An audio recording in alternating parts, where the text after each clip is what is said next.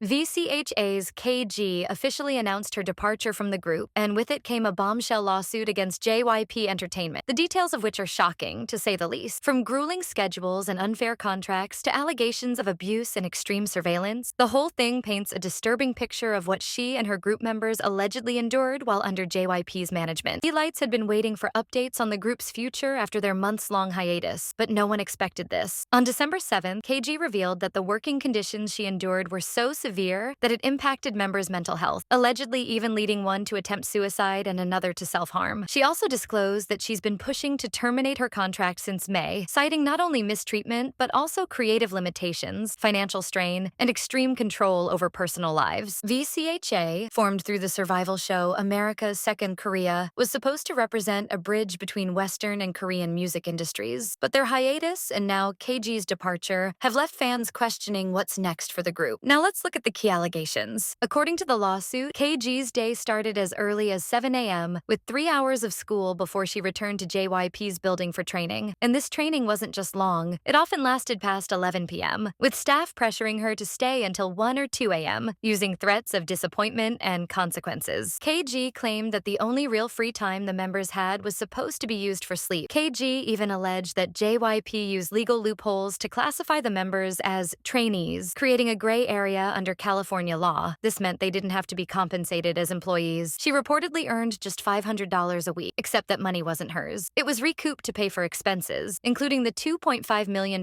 group home. By the time everything was added up, she was told she owed $503 in trainee debt. Yes, that's over $500,000 for simply existing in the system. One of the most troubling claims in the lawsuit involves the extreme diet culture KG and the members were forced into. They were often given only small salads to eat, denied meals altogether, and instructed not to eat by staff. And it doesn't stop there. Surveillance cameras were allegedly installed in the group's living quarters to monitor their food consumption, something the members reportedly weren't informed about. KG also detailed injuries she sustained during training, including a torn tendon in her shoulder from being forced to repeat a dance move hundreds of times without water. And despite the doctor's orders to rest, she was forced to continue working, receiving painful shots to manage the injury. And she wasn't alone. Other members experienced severe injuries like sprains, but they were made to push through regardless. KG even developed laryngitis, only to be scolded for getting sick. Verbal abuse was also reportedly common. In one incident, a dance instructor humiliated KG in front of the group, causing another member to break down in tears and leave the room. The allegations only get darker with reports that one member, overwhelmed by a deep eating disorder, attempted suicide by ingesting 42 NyQuil pills. Fans are speculating that the member in question might be Kaylee, who was just 14 years old at the time. However, JYP Entertainment has officially denied KG's allegations and accused her of making false and exaggerated claims. JYP's statement doesn't directly address these specific allegations. Instead, it focuses on how KG's actions have allegedly disrupted VCHA's upcoming album and project, set for early 2025. But here's the question. Is JYP deflecting from the actual accusations? And it's not just the allegations of mistreatment that are causing a stir. The real shocker came when parts of her contract were shared online. According to the contract, idols are required to keep their hair exactly the way the company wants it. No changing your hairstyle without JYP's approval. And if they want you to alter it, they'll even cover the costs. Then there's the skin color clause. The contract says idols must avoid activities that could drastically change their skin color, like tanning or excessive sun exposure. But the most shocking part is the personality clause. JYP literally reserves the right to assign an idol a designated character and personality, including their name, role, and demeanor. It even says that the idol must maintain that personality at all times, both on and off camera. Basically, idols are being treated like characters in a show, where they have to stay in character 24/7. One fan pointed out how the contract treats idols as characters, almost like a puppet show, with the company pulling all the strings. KG has now addressed JYP USA's statement, calling out their lack of accountability. She made it clear that she has the evidence to back up her claims, photographic and physical proof to show that the abuse and mistreatment she experienced were very real. KG also expressed her disappointment in how the company handled the situation and reaffirmed her commitment to fighting for better treatment for all K-pop idols and trainees. So, what do you think about KG's allegations? Is she speaking the truth, or is JYP Entertainment being unfairly targeted? Let us know your thoughts in the comments below. And as always, don't forget to like, share, and subscribe to Seoul Scoop for all things K-pop.